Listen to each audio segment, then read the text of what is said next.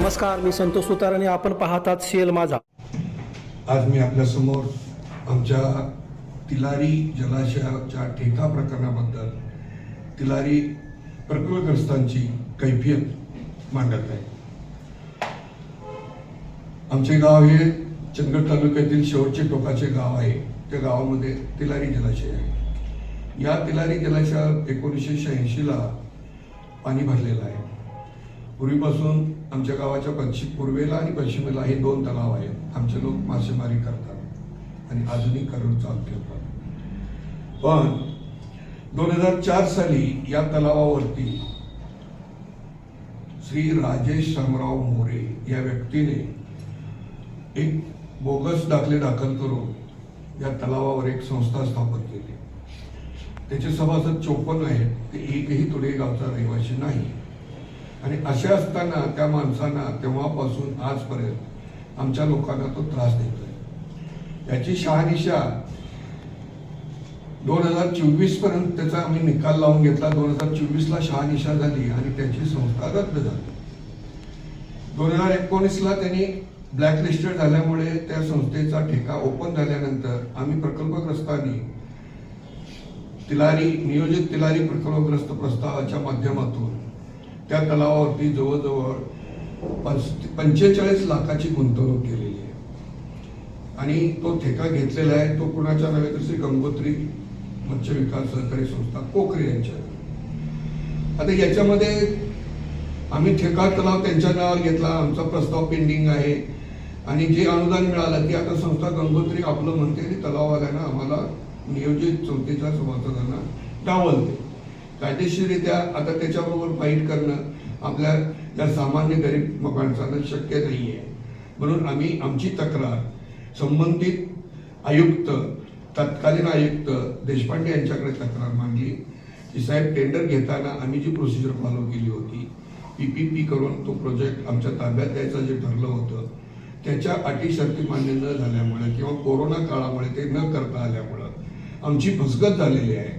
आणि आमची फसगत झालेली आहे त्याचा न्यायनिवाडा केल्याशिवाय याचा ठेका ओपन करू नका अशी आम्ही विनंती केली होती. साहेब आम्ही ठेका घेताना तो जवळजवळ 35 म्हणजे 10,55,000 ठेका रक्कम 3.5 लाख डिपॉझिट आणि मच्छी संवर्धनासाठी 10-15 लाख असे जवळ 35 लाख आता गुंतवणूक केलेली आहे. 21-22च्या अतिवृष्टीमुळे ते अनुदान मिळालं ते संस्थेनं ताब्यात ठेवलं आणि पुढे 3 लाख रक्कम भरतो तुम्ही मासेमारी करा असं आम्हाला तोंडी सांगितलं. पण ना आम्हाला मासेमारी करायचे अधिकार दिले ना आम्हाला अनुदानाचा लाभ मिळाला. आणि आता यापुढे ठेकाही त्यांच्या ताब्यात नाहीये. तोच ठेका दुसऱ्या व्यक्तीला फक्त 1,25,000ला दिलेत असं आम्हाला समजतं. अधिकृत माहिती मागितल्यानंतर आम्हाला माहिती मिळत नाही.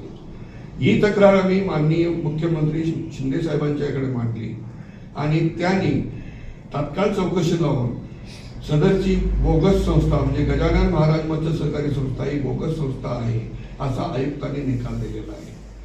त्याच्यावरचा अपील अद्याप पेंडिंग आहे. सामान्य शेतकऱ्याला मासेमारी करणाऱ्या स्थानिकांना रोजगार मिळाला पाहिजे म्हणून आम्ही त्या ठेका रक्कम भरायला तयार आहे. म्हणजे हे लोक ऐकायला तयार नाही.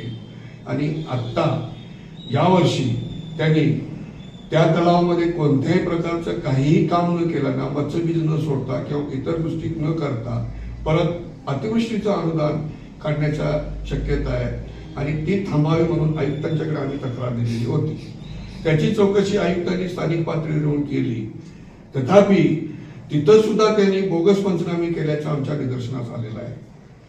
मग असे जर बोगस पंचनामे होऊन ही अनुदाने लाटली जात असतील तर स्थानिक मच्छीमारांनी करायचा काय प्रश्न आहे. आणि जो प्रस्ताव आता त्यांची रद्द झालेल्या संस्थेचा जो विषय आहे माननीय मंत्री महोदय यांच्याकडे जो पेंडिंग आहे तो तत्काळ निर्गत होऊन आम्हाला न्याय मिळण्याची गरज आहे. आणि यासाठी आम्ही काल आमच्या गाव लेवलला म्हणजे स्थानिक पातळीवरती कारण तलाठी आणि म्हणजे आपल्या स्थानिक पातळीवरूनच पंचनामे होऊन जातात आणि ते वरती ग्राह्य धरले जातात याची शहानिशा लोकांना कळावी आणि त्याच्यावर न्याय मिळावा म्हणून आम्ही ग्रामपंचायत तुडी इथं उपोषणला बसला असता काल आम्हाला तिथं बसू दिलेलं नाहीये. आणि तुम्ही परवानगी घ्या आणि बसा असं ते म्हणताय. आता साहेब इथं आई बी वाढीन आणि बाप जीव काढली ना आई भीक मागू दे ना अशी आमची परिस्थिती झालेली आहे. आम्ही न्याय मागायचा कुणाला? आम्ही पार सरपंच पासून मुख्यमंत्र्यापर्यंत आम्ही दाद मागून सुद्धा जर न्याय मिळत नसेल तर आता आम्हाला आत्मक्लेश करून आमचं जीवन संपवल्याशिवाय पर्याय उरलेला नाहीये. इतके लोक गांजलेले आहेत. आता याला जबाबदार कोण राहणार? यासाठी आमची एक मागणी आहे, रीतसर छाननी करून जर आमचे हक्क आमच्या मागण्या योग्य असतील तर आम्हाला न्याय द्यावा. नसेल तर त्याच्यावरचा उपाय काय तेही आम्हाला सांगावं. ते पण आता लवकरात लवकर सांगण्याची गरज आहे. कारण एकदा यांनी अनुदान उचलून खायला सुरुवात केली आणि लोकांना जे भीतीचं आणि दडपणीचं वातावरण निर्माण झालं तर आम्हाला अवघड आहे. आज मला स्वतःला अॅट्रॉसिटी अॅट्रॉसिटीची केस घातली जाईल, तुझ्यावरती हा आरोप ठेवला, चोरीचा आरोप ठेवला जाईल, तुला संपवण्यात येईल अशा धमक्या दिल्या जातात. याला जबाबदार कोण? त्यामुळं आता नाईलाजास्तव मला तुमच्या समोर यावं लागलेलं आहे. कृपया आपण सहकार्य करून याचा मला मदत करावी ही माझी तुम्हाला नम्र विनंती.